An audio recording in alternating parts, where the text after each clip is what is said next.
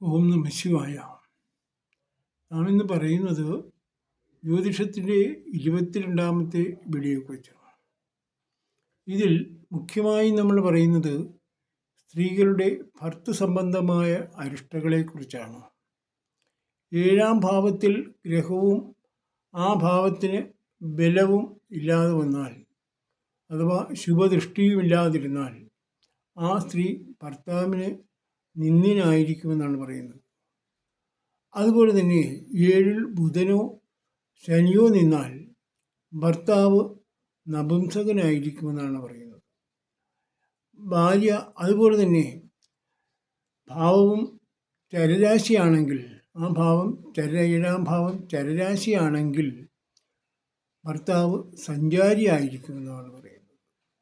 ഇനി 7ൽ കുജനാണ് നിൽക്കുന്നതെങ്കിൽ അത് വൈധവ്യത്തെ ഉണ്ടാക്കുമെന്നാണ് പറയുന്നത്. ഇനി 7ൽ ശനിയാണ് നിൽക്കുന്നതെങ്കിൽ വിവാഹം കഴിക്കാതെ തന്നെ ആ കുട്ടി അല്ല പെൺകുട്ടി വാർദ്ധക്യത്തെ പ്രാപിക്കുന്നത് വരെ നിൽക്കും എന്നാണ് പറയുന്നത്. അതുപോലെ തന്നെ ഇനി പാപദൃഷ്ടിയുള്ള കുജനാണെങ്കിൽ ബാല്യത്തിൽ തന്നെ വൈധവ്യമുണ്ടാകും. 7ൽ പാപദൃഷ്ടിയോടുകൂടിയ സൂര്യനാണെങ്കിൽ ഭർത്താവിനാൽ ത്യജിക്കപ്പെടുമെന്നാണ് പറയുന്നത്. അപ്പോൾ ഇത്രയുമാണ് സ്ത്രീകളുടെ ഭർത്തൃ സംബന്ധമായിട്ടുള്ള അരിഷ്ടകളെന്ന് പറയുന്നത്. ഇനി നമുക്ക് പറയാനുള്ളത്, അതായത് ക്രൂരേ അഷ്ടമേ വിധവത മിഥുനേശ്വരസ്ഥേ യസ്യസ്ഥിതോ വയസി തസ്യ സമപ്രതിഷ്ഠേ തത്സർത്തകേഷു മരണം സ്വയം അഷ്ടദസ്യേ കന്യാളികോ ഗിരീഷു ജലസ്യ അസ്യ എന്നാണ് പറയുന്നത്. ഇതിൽ പറയുന്ന കാര്യങ്ങൾ എന്തെല്ലാമാണ്? അതിൽ 8ാം ഭാവത്തിൽ പാപം നിന്നാൽ വൈധവ്യം സംഭവിക്കുമെന്നാണ് പറയുന്നത്. എന്നാൽ അത് അഷ്ടമാധിപൻ ഏത് ഗ്രഹത്തിൻ്റെ നവാംശകത്തിലാണോ നിൽക്കുന്നത്, ആ അഷ്ടമാധിപൻ ഏത് ഗ്രഹത്തിൻ്റെ നവാംശകത്തിൽ നിൽക്കുന്നുവോ വിവാഹശേഷം അതിന് പറഞ്ഞിട്ടുള്ള നൈസർഗികമായിട്ടുള്ള കാലഘട്ടത്തിലാണ് നിൽക്കുന്നത്. അഷ്ടമാധിപൻ ഏത് ഗ്രഹത്തിൻ്റെ നവാംശകത്തിലാണോ നിൽക്കുന്നത്, ഇപ്പോൾ കുജനാണെങ്കിൽ അഷ്ടമാധിപൻ ഏത് ഗ്രഹത്തിൻ്റെ നവാംശകത്തിലാണോ നിൽക്കുന്നത് അത് കുജനാണെങ്കിൽ 2 വർഷവും, ചന്ദ്രനാണെങ്കിൽ 1ാമത്തെ വർഷവും, ബുധനാണെങ്കിൽ 9ാമത്തെ വർഷവും, അതുപോലെ തന്നെ ശനിയാണെങ്കിൽ 50ാമത്തെ വർഷവും, ശുക്രനാണെങ്കിൽ 20ാമത്തെ വർഷവും, അതുപോലെ തന്നെ വ്യാഴമാണെങ്കിൽ 18ാമത്തെ വർഷവും, അതുപോലെ തന്നെ അതായത് ആദിത്യനാണെങ്കിൽ 20ാമത്തെ വർഷവുമാണ് അവർക്ക് വൈധവ്യമുണ്ടാകുന്നത് എന്ന് നമുക്ക് പറയാം. അപ്പോൾ അടുത്തതായിട്ട് ഇനി 7ലോ 8ലോ പാപഗ്രഹം നിൽക്കുന്നു, എന്നാൽ 9ലൊരു ശുഭൻ നിൽക്കുകയാണെങ്കിൽ ആ ദോഷം മാറുകയും യാതൊരുവിധ അനിഷ്ടങ്ങളും ഇല്ലാതെ കൊണ്ട് തന്നെ വളരെ നാൾ സുഖമായി ജീവിക്കുവാൻ കഴിയും എന്നാണ് പറയുന്നത്. ഇനി ഇതുകൂടാതെ തന്നെ എപ്പോൾ വിവാഹം നടക്കും എന്നതിനെക്കുറിച്ചാണ് പറയുന്നത്. എപ്പോൾ വിവാഹം നടക്കും?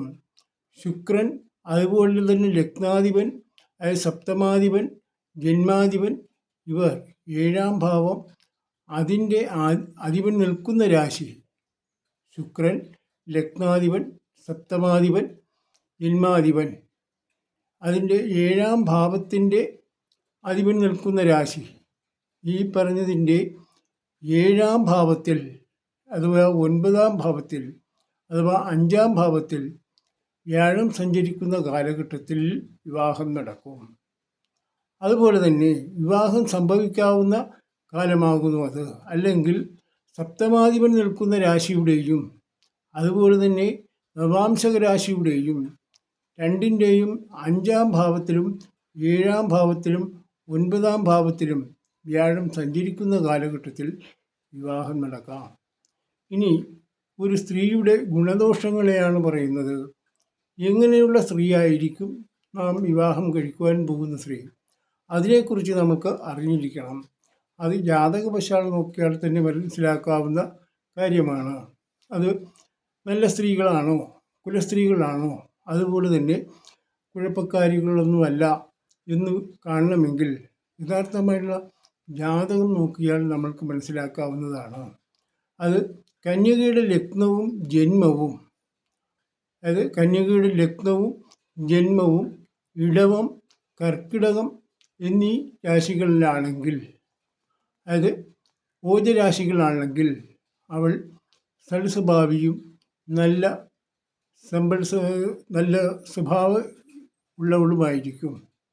എന്നാൽ അതായത് ലഗ്നം അതുപോലെ തന്നെ അതായത് ജന്മം ഇവ യുഗ്മരാശിയാണെങ്കിൽ, അതായത് മേടം അതുപോലെ തന്നെ മിഥുനം തുടങ്ങിയിട്ടുള്ള യുഗ്മരാശിയാണെങ്കിൽ അവൾ വളരെയധികം ദോഷകാരിയായിരിക്കും. അഥവാ പുരുഷനെ പോലെ വളരെ ഷാഠ്യമുള്ളവളും അതുപോലെ തന്നെ അതിലേക്ക് പാപദൃഷ്ടിയുമുണ്ടെങ്കിൽ വളരെയധികം ദോഷങ്ങളുള്ള സ്ത്രീകളായിരിക്കും എന്ന് നമുക്ക് വിചാരിക്കാം. അപ്പോൾ ഇത്രയും പറഞ്ഞുകൊണ്ട് നമ്മളുടെ ഇന്നത്തെ ക്ലാസ് പര്യവസാനിപ്പിക്കുകയാണ്. എല്ലാവരും ലൈക്ക് ചെയ്യുകയും ഷെയർ ചെയ്യുകയും സബ്സ്ക്രൈബ് ചെയ്യുകയും ചെയ്യണമെന്ന് പറഞ്ഞുകൊണ്ട് എല്ലാവർക്കും എൻ്റെ നന്ദി, നമസ്കാരം.